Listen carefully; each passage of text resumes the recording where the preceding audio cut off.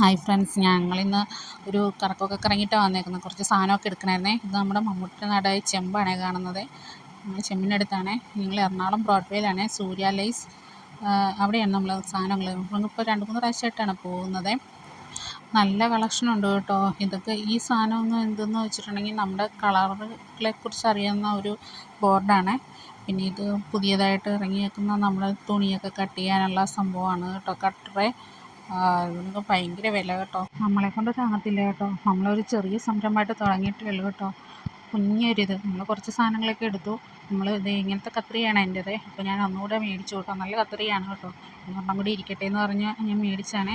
മെയിനായിട്ട് എനിക്ക് വേണ്ടിയിരുന്നത് കുറച്ച് എന്താണ് ക്യാൻവാസും പിന്നെ എലാസ്റ്റിക് അങ്ങനെയുള്ള സാധനങ്ങളൊക്കെയായിരുന്നു കേട്ടോ. സിബ് അങ്ങനെ കുറച്ച് നൂലൊക്കെ എടുത്തു. എനിക്ക് പ്രധാനമായിട്ടൊരു കത്രിക കൂടെ വേണമെന്ന് ആഗ്രഹം ഉണ്ടായിരുന്നേ. പിന്നെ നമ്മുടെ എംബ്രോയ്ഡറിയൊക്കെ ചെയ്യാൻ പറ്റുന്ന റിങ്ങും കൂടി എടുത്തിട്ടുണ്ട് കേട്ടോ. അങ്ങനെ കുറച്ച് സാധനങ്ങളൊക്കെ എടുത്ത് ഞങ്ങളിങ്ങോട്ട് പോന്നേ. ഒന്ന് കറങ്ങി തിരിഞ്ഞൊക്കെ പോന്നു.